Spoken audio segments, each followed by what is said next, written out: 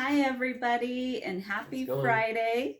This video is about chapter 2 in the 5 Love Languages by Gary Chapman. Hope you got your books. Hope you've read along. Jay and I are sitting in our front room discussing that. And if that's something you're interested in, discussing your love tank, stay tuned in this video. I'm Jay. This is Christa. If you want to subscribe to the videos, then make sure you hit the subscribe button, ring the bell. You know the drill. Anyway, we're here to help you along in marriage and talk about topics that are important to us and hopefully important to all of you. So here we go. Here we go. And love language is very important, trying to speak each other's language. Yes, it is. Yes. Whether it be your money language, your love language. This week, we're all about languages. Yep. So, chapter 2 in the love language book is entitled. I feel entitled. You are entitled. It is... Keeping the love tank full. Keeping your love tank full. Whoop, whoop. Be thinking if your love tank is empty or full. Or if it has a leak. Or we'll get into that later. So, we've already read the chapter. Hopefully you've already read the chapter. So we were just going to discuss what we thought about it. I know in this one it starts out, this chapter actually made me super sad. It talks about all the children that have come into his office, Gary Chapman, and have one problem after another.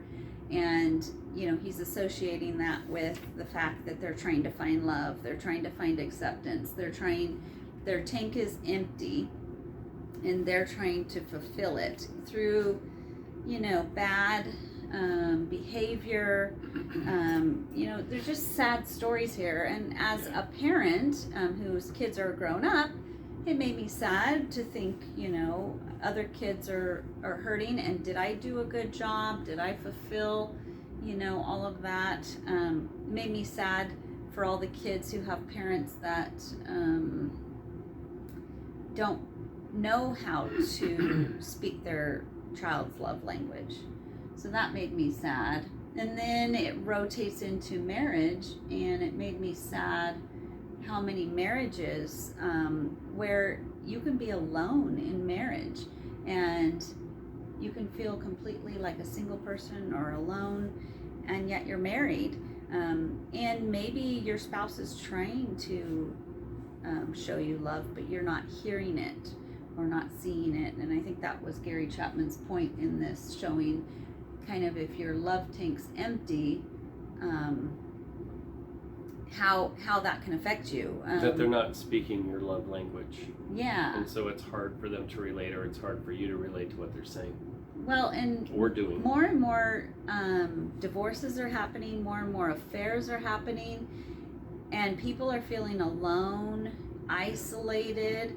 I think, what does he say about isolation, which I totally agreed with, is that we need love before we needed love before we fell in love, and we need it as long as we live.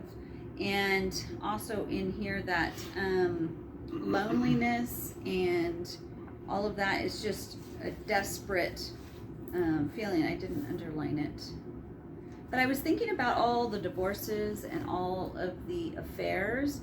A lot of them are not sexual affairs, or they didn't start out to be like that. They started out trying to find somebody to fulfill their needs. Maybe they feel like they're alone and nobody understands them or talks to them. And then a coworker comes along and is listening and talking to them. And then they didn't mean for it to be an affair, but they started to get their needs fulfilled, and then it kind of got bigger and more into by someone listening to them and giving them the attention that they needed. Yeah, it happens time and time again. Yeah, it does. So this book, I think, is going to be good for helping a lot of things. Yep. But in the comments, if you guys read chapter 2, tell us what you think. What were your thoughts about this? Did it make you as sad as? Did it make you sad?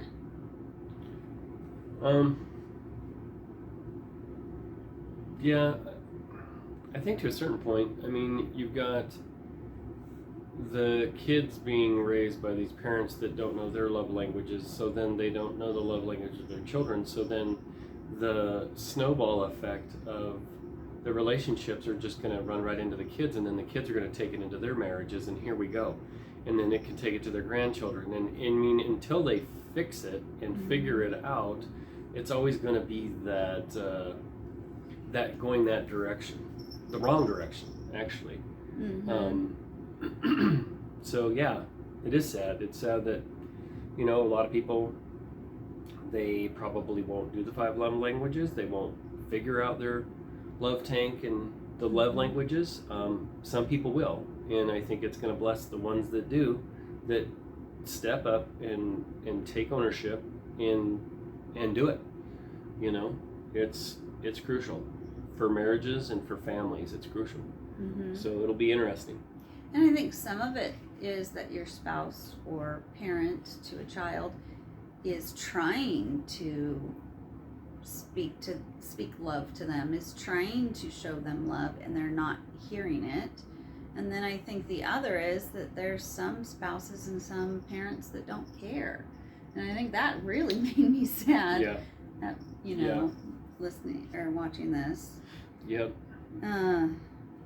Anyway, but it asks a huge question at the end here. It says, on a scale of 0 to 10, how full is your love tank? So, how about you guys? On a scale of 0 to 10, how full is your love tank? Could it be fuller? Could it be, is it pretty abundant?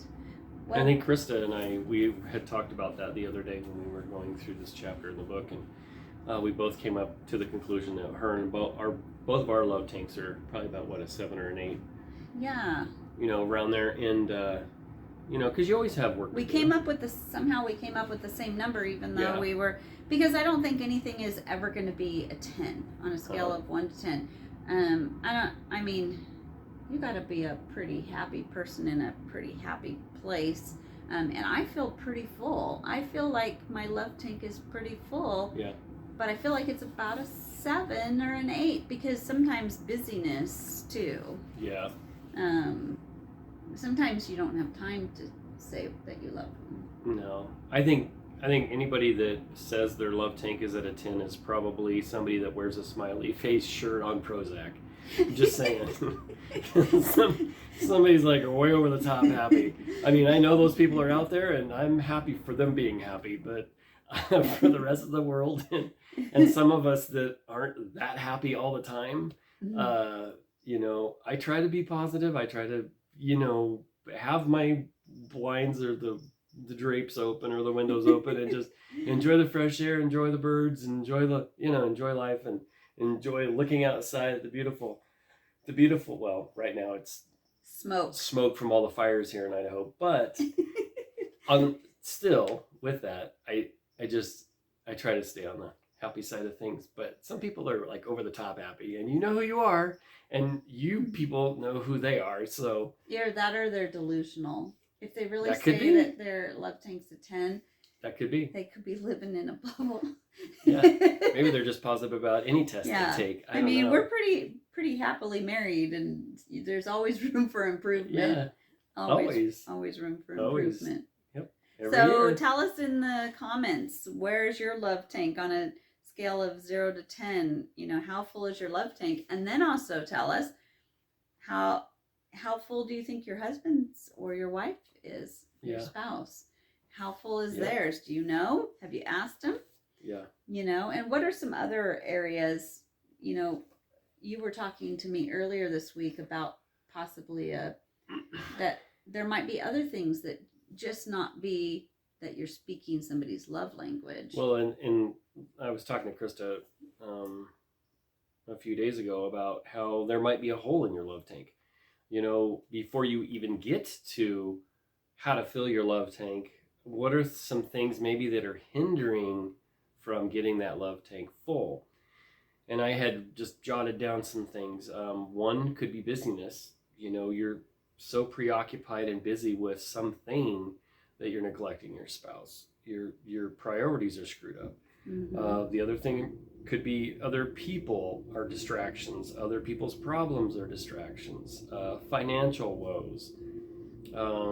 People are closed off. Lack of communication or no communication. No communication. That's a big problem. Mm-hmm. You have a painful past, and you dwell on that painful past instead of leaving it at the foot of the cross and walking away and leaving it there. You carry it with you on your back the entire relationship, the entire marriage, because you have a hard time just letting it go, setting it at the foot of the cross. Despair. Despair is a huge one. Unassurance. What is tomorrow going to bring? Some people live so far in the future that they're not even just taking in today. Fear. Regret. Misery. There's some people out there that no matter what happens, they could hit the lottery and they'll still be miserable. They're just a miserable person, you know? They exist. I've met some. So they're probably married to that person who's scoring a 10 in their little happy bubble. Yeah. Yeah. The person that's over the top happy on Prozac. They're married to the person who... I'm thinking maybe the miserable person needs some of the Prozac. I don't know. The other one is doubt. You know, you're doubting where you're at. You're doubting where your spouse is at. You're doubting where you both are at, you know. That could hinder the love tank. Another one is feeling unloved. I mean, if you don't feel loved, then you're not going to put forth the effort to work on your relationship, work on the 5 love languages, work on filling your love tank, or work on filling their love tank. There's a lot of variables out there. So anyway, that's just some that I jotted down. So what you're saying is that your spouse could be doing everything they can to be filling your love tank. They could be trying to speak your correct language. They could be reaching out, and you could be in a place, or your spouse could be in a place where there's a hole in your tank, or there's a leak in your tank. Correct. Where it's like leaking out, and no matter how much they fill, there's something else there that's causing the leak, causing the despair. It's like a gas. It's like a gas tank. If you had a leak in your gas tank and you plan to drive for 200 miles and it's leaking out so fast that you'll never get to your destination, mm-hmm. you'll never arrive because your fuel is leaking right back out of your gas tank. Mm-hmm. You know, and if you're going down 93 and you have, 500 miles to go to the next gas station, then guess what? You're going to be stuck in the middle of the desert. You're going to be in that barren wasteland. You're going to be just stuck. So, yeah.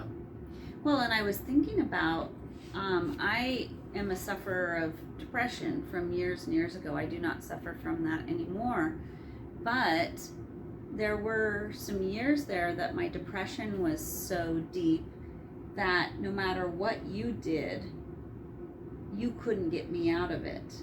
No, and I'm a fix-it person, so I couldn't figure out how to help you because and probably I wasn't filling your love tank and I wasn't speaking the right love language years back. Yeah, and I don't even know if when I was in the midst of the depression, if you would have even spoke my love language, if that would have helped. We don't know because we didn't study this book way back then. Yeah. But True. If you're someone who's suffering from depression, maybe you do need to go to the doctor and see if it's a medical thing or something like that. So don't, just be like, he's not filling my love tank, Yeah. Maybe there's something else underlining, or maybe there's some childhood stuff that you're still working on, or your spouse is working on. And so you've got to work together, open up the communication, right, and then try to work on also speaking each other's love language. Yeah. But this was a sad chapter. Empty love tanks everywhere. I mean, I know he's setting it up so that we could learn each other's love tank and see the depravity. Is that a word? Sure. We'll run with that one. Why not? See the despair if you don't speak Yeah. your child's love language, if you don't speak your spouse's love language, like the extreme of what can happen, affairs, or your child, drugs, or these are the extremes, but even on a smaller level, how important it is. I think he's setting it up, but I was super sad about this chapter. Yeah, I mean, hopefully it gets better. It's gonna get better. It gets better as we go through the chapters, so. That's good. Yeah. Too bad we have to wait a week. It's okay. I'm gonna be so depressed this week. We'll be back to talk to you guys about, actually, I think then we go into chapter 1. We go into chapter 3. Oh, sorry. Sorry. And it's about falling 3. in love. Yeah. And speaking of that, last week we said we were going to take our test for our love languages, and I got so busy with sewing I didn't get a chance to. And then Jay also, while we were studying this, realized we have one more before we jump into the love languages. Yeah. So we will do that this week. We will take our test. And I think you can do that online. Just look it up on your phone or on your computer. There's also in the back of the book also a test, and find out love languages. Jay and I are going to do that. We will let you know what that is next week at the end of the video. Which is going to be interesting, especially if they've changed for either of us. Yeah. So, sorry we didn't get to that this week. There was a lot of alterations to get done, but and a busy week. But anyways, I hate to leave this on a sad note. It's okay. We'll be back next week with hopefully more of a positive note. Yeah. And the next one is called Falling in Love, so that's got to be better than Empty Love Tanks. You would think. Anyways, we love you guys, and I hope you're reading along. Hope you're enjoying your time with us. We just kind of, on Fridays, it's a little more casual. We're just kind of sitting here discussing the chapters of these books. Please put in the comments any comments you have about love tanks, about or holes in love tanks, or love tanks. Any of your questions. Yeah. Till next time, this is Jay and Christa, helping you say I do forever. See you guys. Love you guys.